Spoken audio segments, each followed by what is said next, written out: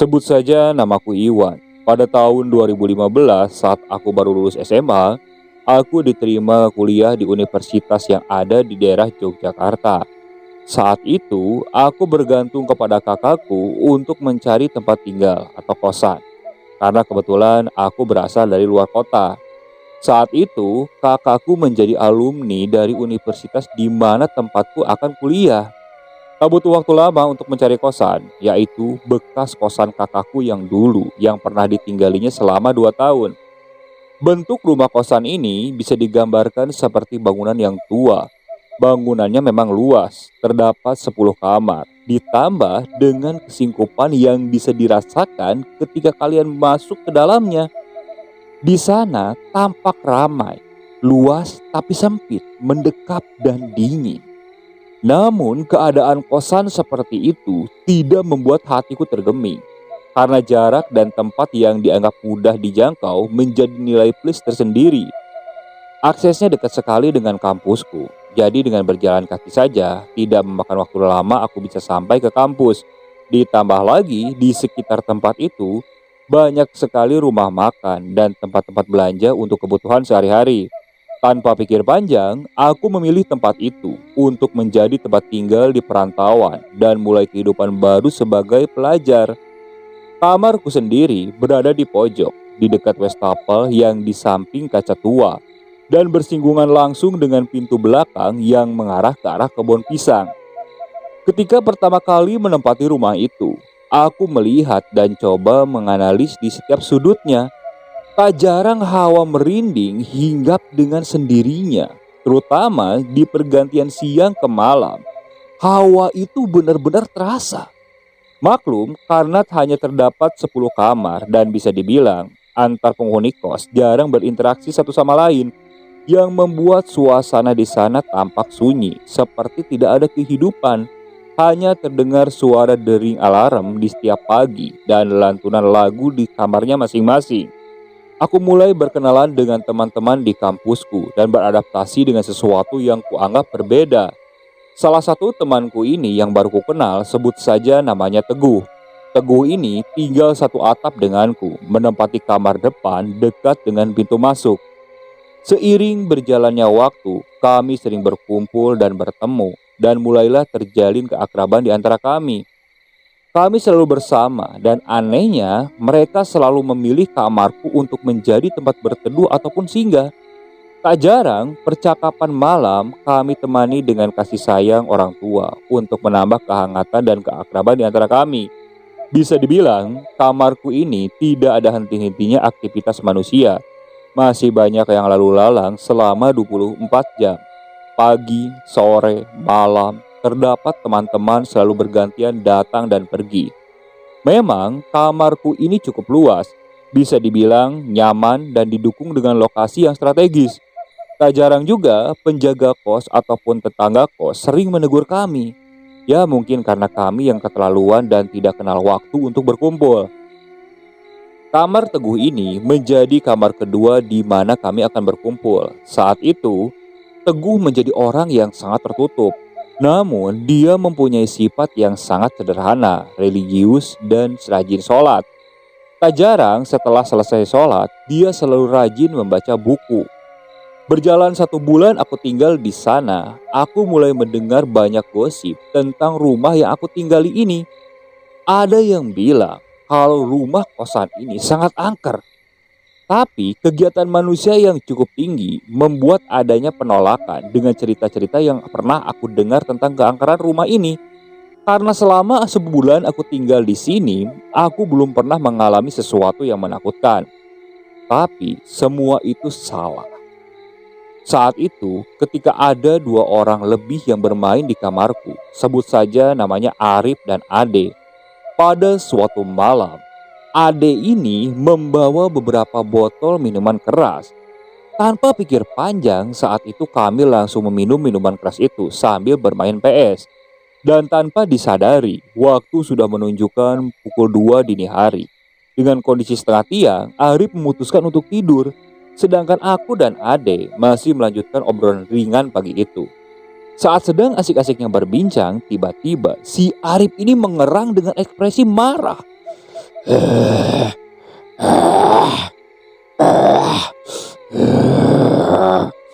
Aku dan Ade lantas melihat ke arah Arif yang masih dalam keadaan tertidur.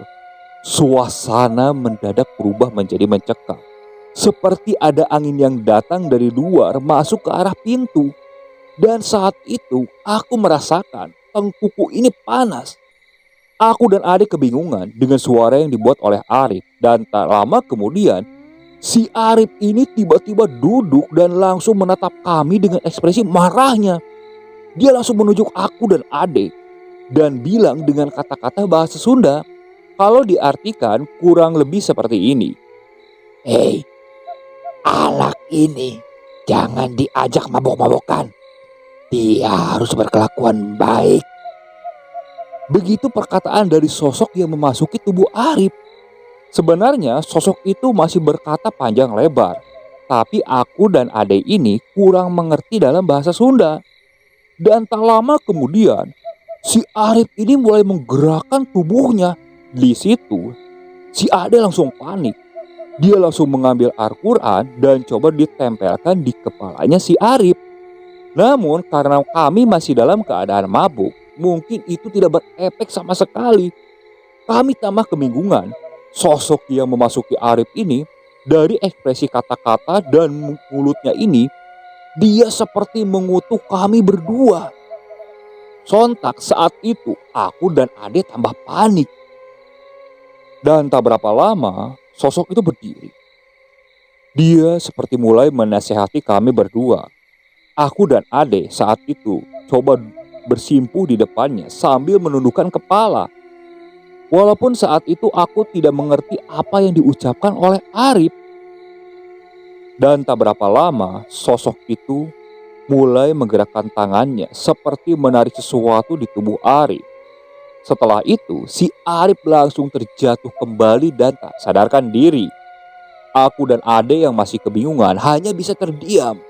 Ada sekitar 5 menit kemudian si Arif ini kembali bangun. Tangannya memegangi kepalanya.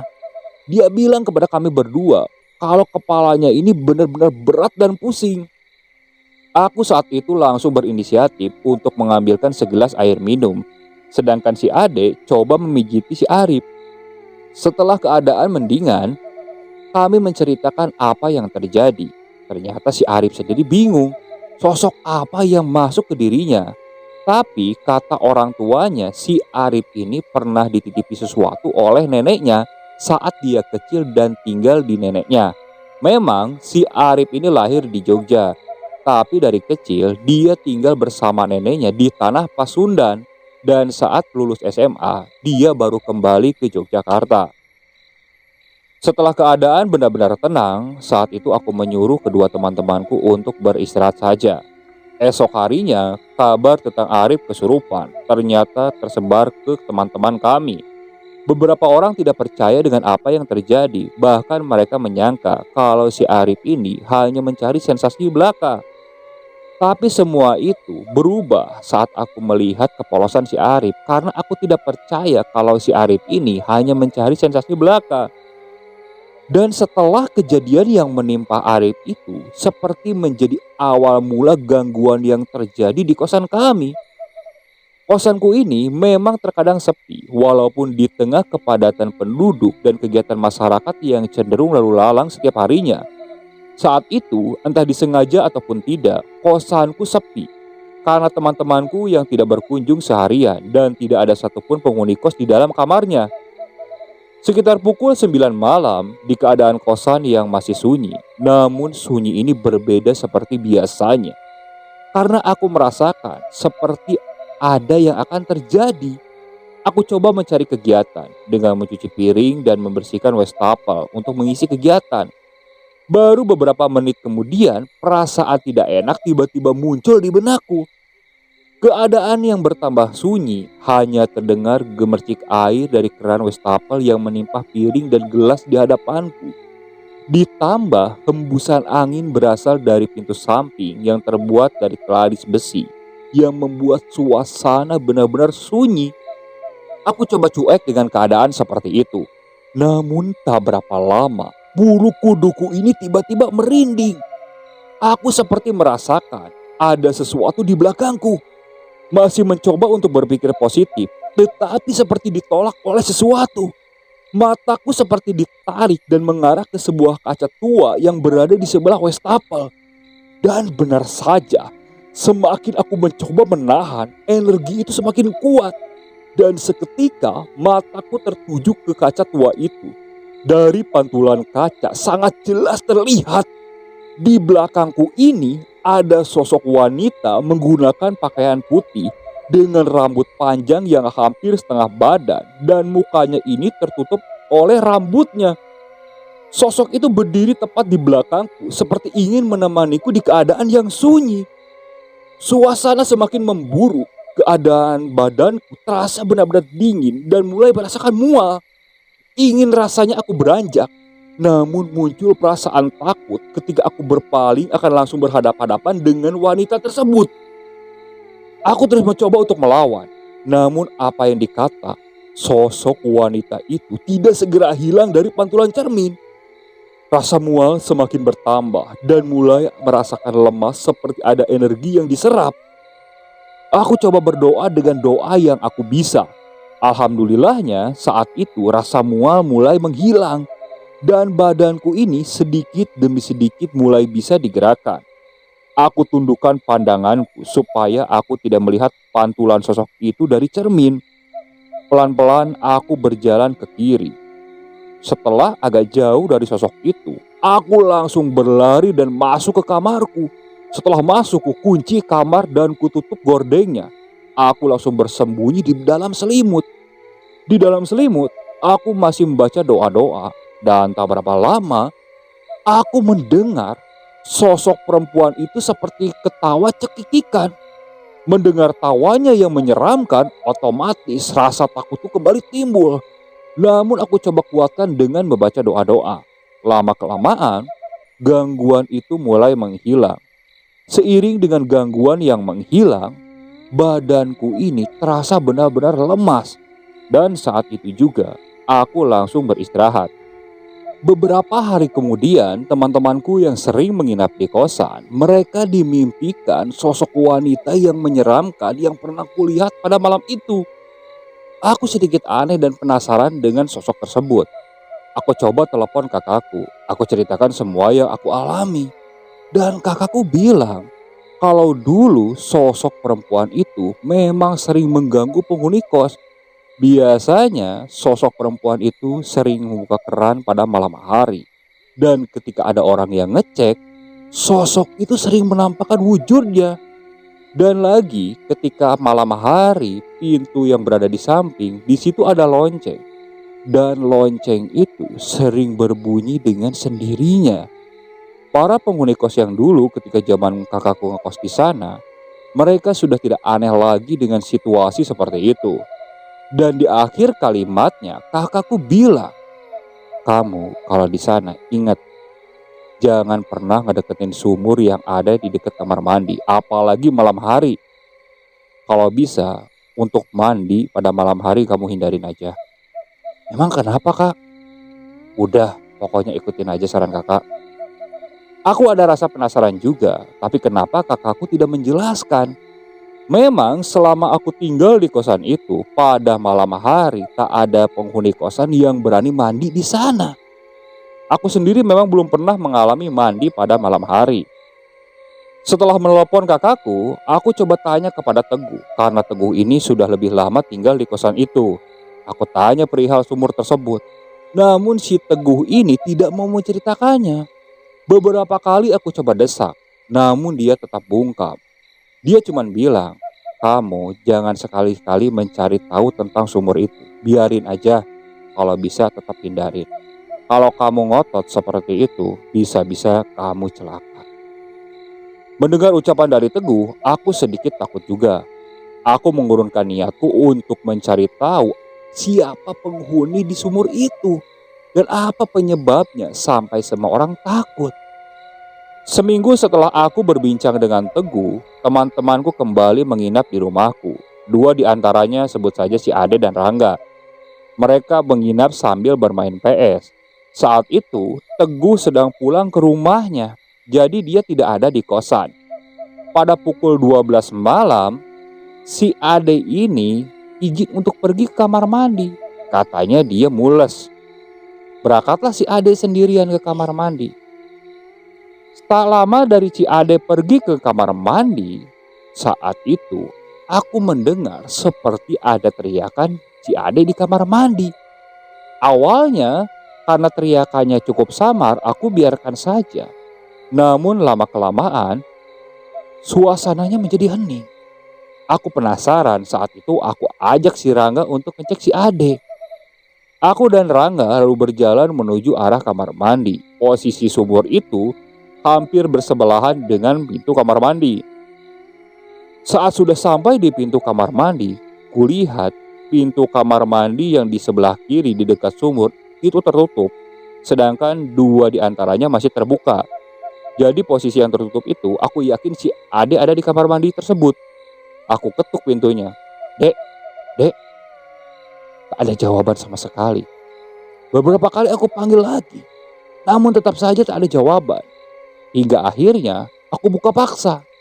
Saat aku buka paksa, si Ade ini sudah tergeletak di kamar mandi. Aku kaget melihat kondisi si Ade seperti itu. Begitu juga dengan Rangga. Bergegas aku angkat si Ade dan aku gotong ke kamar. Teman-temanku yang lain yang masih bermain PS melihat si Ade seperti itu langsung menghentikan aktivitasnya. Kami coba sadarkan si Ade. Lumayan lama, ada sekitar 10-15 menitan. Si Ade baru siuman. Saat bangun, si Ade ini langsung ketakutan. Beberapa kali kami coba tenangkan, namun tetap saja wajah si Ade ini masih sangat takut. Kami terus saja coba tenangkan. Lama-kelamaan, si Ade mulai tenang. Saat sudah tenang, kami tanya sebenarnya apa yang dia lihat di kamar mandi. Menurut si Ade, saat si Ade sedang berjongkok di WC, dia mendengar seperti ada suara tawa pelan di sebelahnya. Si Ade coba tak hiraukan suara tersebut. Lama-kelamaan, suara itu menghilang. Bergegas si Ade langsung menyelesaikan buang air besarnya. Setelah selesai dan memakai celana, si Ade kembali mendengar suara tersebut tertawa. Namun kini suaranya ini berasal dari atas si Ade. Karena penasaran, si Ade ini melihat ke atas. Saat melihat ke atas, si Ade langsung terkejut. Karena di langit-langit kamar mandi sudah melayang sesosok pocong yang menatap ke arah si Ade. Sontak si Ade langsung berteriak. Namun saat si Ade berteriak, sosok pocong ini dengan wajah yang buruk rupa itu langsung mendekatkan wajahnya ke arah si Ade. Dan saat itu juga si Ade langsung tak sadarkan diri. Mendengar cerita dari si Ade, beberapa teman-temanku coba menganggap kalau si Ade ini hanya berhalusinasi. Yang lain juga berpikir seperti itu. Tapi dalam pikiranku sendiri, apa mungkin pocong ini penghuni dekat sumur? Dan apa itu alasannya kakakku melarangku untuk mendekat ke arah sumur? Saat itu aku tidak menceritakan larangan tersebut kepada teman-temanku. Beberapa saat kemudian kami coba cairkan suasana yang mencekam itu dengan saling bercanda. Si Ade coba beristirahat di kasur, sedangkan aku dan beberapa teman lainnya masih bermain PS. Sekitar pukul 2:30 malam, saat itu lampu kamarku mendadak menjadi redup, dan langsung mati. Ada sekitar 15 detik kemudian, lampu kembali menyala. Namun saat lampu menyala, di situ aku dan teman-temanku ini mencium ada aroma bau busuk yang cukup menyengat. Awalnya kami gaduh mencari sumber bau tersebut. Namun lama-kelamaan aku merasakan bau ini seperti berasal bukan dari manusia ataupun bangkai, melainkan dari sosok yang tak kasat mata. Saat itu juga aku langsung suruh teman-temanku untuk beristirahat saja. Sepertinya penghuni di sini merasa terganggu. Teman-temanku mengikuti saranku. Mereka langsung beristirahat. Hanya salah satu temanku yang bernama Rangga. Dia sepertinya merasa sangat gelisah. Tidur pun sepertinya sukar. Dia coba guling kanan, guling kiri, namun tidak mau tertidur juga. Akhirnya dia duduk sambil bermain HP. Aku sempat melihat Rangga sambil bermain HP. Karena merasa ngantuk, aku tertidur. Ada sekitar 20 menit kemudian, tiba-tiba aku dibangunkan oleh Rangga. "Wan, Wan, bangun Wan. Apa? Wan, bangun. Kenapa? Aku mau pulang." "Loh, nanggung, tar aja udah siang." "Enggak, aku mau pulang sekarang." Saat aku membuka mata, kulihat wajah si Rangga ini benar-benar pucat. Dia seperti ketakutan. "Kamu kenapa Rangga?" "Enggak, aku mau pulang aja." Si Ade yang mendengar si Rangga mau pulang, langsung terbangun. "Aku ikut Rangga." "Beneran mau pulang sekarang?" "Ya, aku mau pulang." Saat itu juga si Rangga dan si Ade langsung pulang. Hanya aku dan ketiga temanku yang tersisa di kamar kosku itu. Aku penasaran kenapa si Rangga ini seperti ketakutan dan memaksa ingin pulang. Namun pikiran itu aku simpan saja. Rencananya lusa nanti aku akan tanyakan kepada si Rangga. Lusa ketika di kampus, aku coba bertanya ke si Rangga apa sebenarnya yang dia lihat di kosan. Awalnya si Rangga tidak mau bercerita. Namun setelah aku desak, dia mau bercerita juga. Menurut si Rangga, saat dia bermain ponsel, dia mendengar jendela di kamarku ini seperti ada yang mengetuk. Awalnya si Rangga biarkan saja. Namun lama-kelamaan, ketukan itu kembali berbunyi. Jadi si Rangga berinisiatif untuk melihat keluar. Kebetulan di balik jendelaku ini ada tambang yang biasa aku gunakan untuk menjemur baju. Saat si Rangga membuka gordeng, dia melihat seperti ada guling yang menggantung di jemuran itu. Namun guling itu hampir mirip seperti sesosok pocong yang menggantung. Si Rangga terus saja menatap sosok itu. Namun lama-kelamaan, sosok itu langsung membalikkan badannya dan memperlihatkan wajahnya yang rusak dan dipenuhi oleh belatung. Dan saat itu juga si Rangga langsung lompat ke belakang. Dia tahan dirinya untuk tidak berteriak. Dia langsung memejamkan mata dan berdoa dengan doa yang dia bisa. Setelah itu, sambil terpejam, dia coba meraba-raba gordeng dan tutup gordeng di jendela itu. Setelah itu, dia langsung membangunkanku. Aku hanya terdiam mendengar cerita dari si Rangga. Setelah kejadian itu, si Rangga dan si Ade ini tidak mau bermain ke kosanku. Mereka menolak dengan berbagai alasan. Namun aku tahu mereka berdua ini sangat takut. Hanya teman-temanku yang lain yang masih sering menginap di kosan itu. Namun teman-temanku yang lain ini tidak pernah diganggu oleh penghuni di sana. Walaupun ketika aku sendiri, aku masih sering mendengar lonceng yang berada di pintu belakang ini sering berbunyi dengan sendirinya pada malam hari. Namun aku ingat dengan pesan kakakku, kalau sosok perempuan itu sering mengganggu dengan membunyikan lonceng di sana. Jadi aku tidak hiraukan bunyi-bunyian itu. Sekitar 1 bulan kemudian, pada malam minggu saat itu, si Ade tiba-tiba main kembali ke kosanku. Namun ada yang aneh. Saat itu si Ade memakai kalung dan di kalungnya ini seperti dibungkus kain hitam. Padahal ketika di kampus si Ade tidak memakai kalung itu. Aku coba tanya kepada si Ade, kenapa dia pakai kalung tersebut. Menurut si Ade, itu titipan dari kakeknya.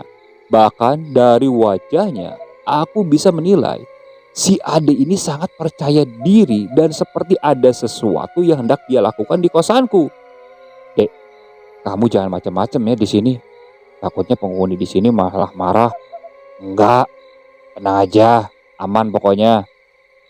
Namun aku masih ada rasa yang kurang enak. Si Ade ini seperti menyimpan sesuatu yang akan dia lakukan di sini.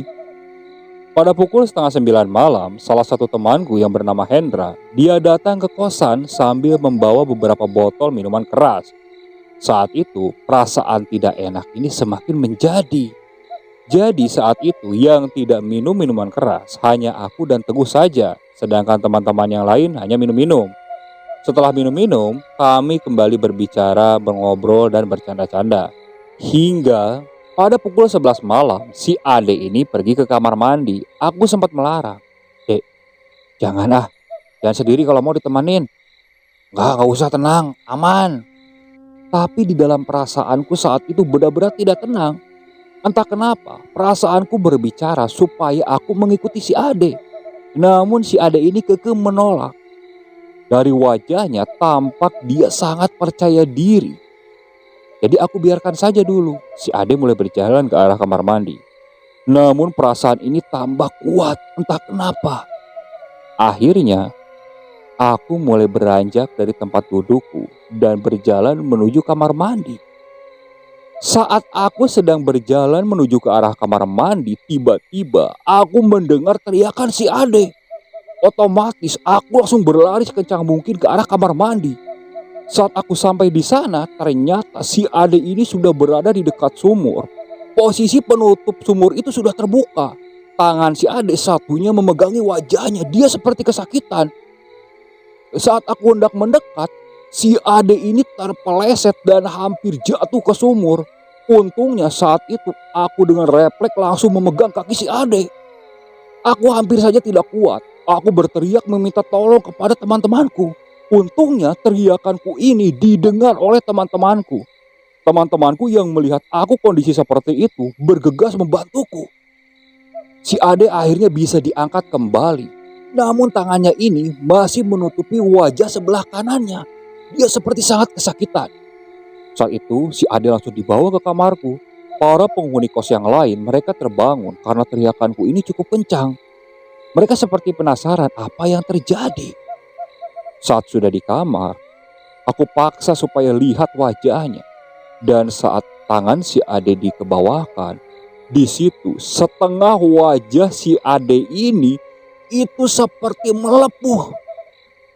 Si Ade belum mau menceritakan. Saat itu juga kami langsung membawa si Ade ke klinik terdekat untuk diobati. Saat sudah di klinik dan diobati, aku kembali bertanya kepada si Ade sebenarnya apa yang terjadi di sana. Si Ade awalnya sungkan untuk berbicara. Aku paksa terus. Lalu si Ade bercerita. Niatnya dia datang ke kosan ini untuk menantang penghuni di sana. Karena dia sangat kesal saat dia diteror di situ. Jadi dia meminta jimat kepada kakeknya untuk perlindungan dari sosok pocong itu. Di situ aku hanya menghela napas panjang.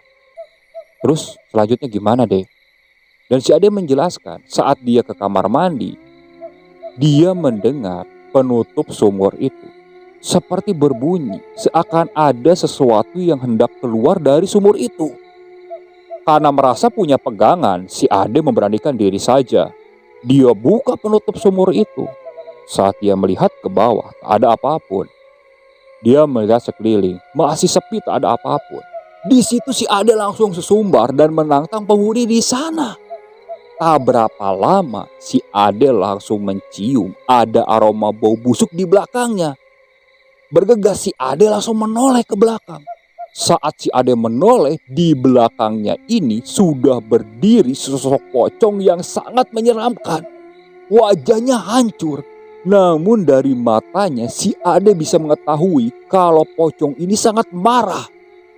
Belum si Ade menarik jimatnya dan akan dilemparkan ke pocong tersebut, si pocong lalu meludahi wajah si Ade. Dan tak berapa lama aku datang. Aku hanya menggeleng mendengar cerita si Ade. Aku tak menyangka si Ade bisa berbuat seperti itu. Aku hanya menasihati si Ade. Setelah selesai dari klinik, aku antarkan si Ade untuk pulang ke kosannya. Lalu aku kembali pergi ke kosanku. Saat sampai di kosanku, ternyata penjaga kosan sudah menunggu kedatanganku.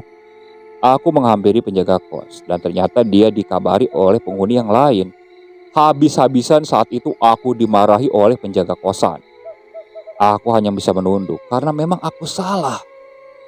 Dan saat itu si penjaga kos lalu menyuruhku untuk pergi dari kosan ini dan diberi waktu sampai akhir bulan. Aku mencoba memohon maaf kepada penjaga kos itu, namun tetap saja dia kekeh mengusirku. Tak bisa berbuat apa-apa, aku lalu kembali masuk ke kamar. Di situ aku telepon kakakku, aku kabari semuanya. Dan kakakku marah besar kepadaku. Dia menyalahkan kenapa aku mengumpulkan teman-teman dan berbuat macam-macam di sana. Aku hanya bisa menghela nafas panjang. Esok harinya saat di kampus, aku melihat si adik ini tidak masuk. Sampai 3 hari dia tidak masuk ke kampus.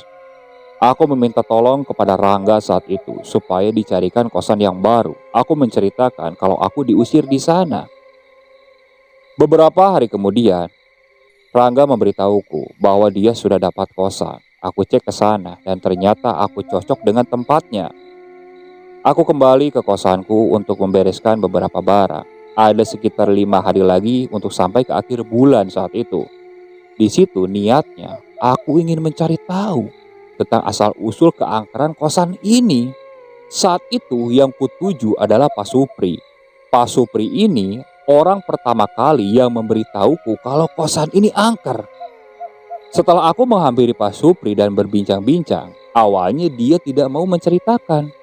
Tapi setelah aku sogok menggunakan 2 bungkus rokok dan kopi, barulah dia mau membuka mulut. Menurut Pak Supri, dulunya lahan yang akan digunakan kosan itu adalah tempat yang angker. Dan di situ ada salah satu pohon yang konon dihuni oleh kuntilanak. Dan setelah dibangun kosan di lahan tersebut dan pohon itu ditebang, kuntilanak ini jadi menghuni kosan itu. Banyak para penghuni yang bilang mereka sering diganggu dengan suara keran ketika malam hari dan bunyi lonceng. Dan kejadian tragisnya pada 4 tahun yang lalu. Saat itu ada salah satu penghuni kosan yang entah kenapa dia ke kamar mandi pada malam hari. Dan saat pagi harinya dia diketemukan meninggal di dalam sumur. Menurut kabar angin yang beredar, jadi penghuni tersebut diganggu oleh sosok kuntilanak. Saking ketakutannya dia terjatuh ke dalam sumur. Dan setelah diketemukannya meninggal si penghuni tersebut, kosan itu tambah angker. Setiap penghuni yang malam hari mendekat ke arah sumur itu pasti ditunjukkan wajah pocong yang cukup menyeramkan. Hingga akhirnya para penghuni di sana tak ada lagi yang berani untuk mendekat ke arah sumur pada malam hari. Kalau ke arah kamar mandi saja, mereka sering mendengar suara-suara saja, tapi berusaha tidak menghiraukan. Sosok itu tidak akan mengganggu. Di situ aku berpikir, kenapa penghuni yang lain betah termasuk kakakku? Kakakku bahkan sampai 2 tahun ngekos di sana. Setelah berbincang-bincang cukup panjang, aku kembali pulang ke kosan. Malam itu, tak ada teman-temanku yang main. Aku hanya sendiri di kamar. Rencananya, lusa aku akan langsung pindahan. Saat pukul 10 malam, aku coba tertidur. Di tengah-tengah aku tertidur, aku bermimpi. Di mimpi, posisinya aku tidur di kasurku. Namun yang berbeda, di pinggir kasurku ini ada sesosok pocong yang berjongkok dan menatap ke wajahku. Otomatis mengalami mimpi yang sangat menakutkan, aku langsung bangkit. Dan saat aku bangkit, posisi pintu kamarku ini terbuka dan di situ aku melihat sosok pocong yang sudah berdiri menatap ke arahku. Wajahnya benar-benar menakutkan. Wajahnya hancur, dipenuhi oleh belatung. Itu pertama kalinya aku melihat pocong selain di film horor. Aku sangat ketakutan saat itu. Selimut yang ada di ranjangku aku langsung tutupi ke seluruh tubuhku. Aku terus saja berdoa dengan doa yang aku bisa saat itu. Beberapa saat kemudian, aku coba mengintip. Saat aku mengintip, sosok pocong itu sudah tidak ada. Bergegas aku langsung loncat dari kasurku dan berjalan ke arah kamarnya Teguh. Aku ketuk saat itu. Untungnya Teguh bangun. Di situ aku nebeng untuk tidur bersama Teguh karena aku takut untuk tidur sendirian. Pagi harinya saat itu juga aku meminta tolong kepada teman-temanku untuk membantu pindahan. Karena aku sendiri sudah sangat takut, khawatirnya malam nanti aku kembali diteror oleh sosok pocong tersebut. Singkat cerita, setelah dibantu teman-temanku, aku pindah kosan. Tak lupa aku juga pamit kepada penjaga kosan. Di situ aku kembali meminta maaf akan kelakuanku selama di kosan ini. Penjaga kos itu hanya berpesan, di setiap tempat pasti ada larangan, dan larangan itu bisa jadi untuk kebaikan kita sendiri. Aku hanya mengangguk saat itu. Setelah itu, aku langsung pergi ke kosanku yang baru. Dan saat aku pindah di kosan yang baru, alhamdulillahnya, kosan ini benar-benar aman, tak ada gangguan-gangguan gaibnya. Dan untuk teman-temanku yang datang dan main ke kosan yang baru, aku mengeluarkan aturan supaya ketika mereka main, jangan pernah minum minuman keras. Karena siapa tahu dengan perbuatan seperti itu malah memancing makhluk-makhluk yang tak kasat mata. Oke, sekian untuk cerita kali ini. Saya mohon maaf apabila masih banyak kekurangan dalam pembawaan ceritanya. Kritik dan sarannya silakan kalian bisa cantumkan di kolom komentar. Tak lupa saya juga ucapkan terima kasih kepada narasumber yang sudah membagikan kisahnya, termasuk para penonton yang sudah mampir dan mendengarkan cerita dari channel Rentera Keramat ini. Semoga kalian selalu diberikan kesehatan, dilancarkan rezekinya, dan dijauhkan dari musibah. Terus ikuti cerita yang dibawakan oleh channel Rentera Keramat ini. Assalamualaikum warahmatullahi wabarakatuh.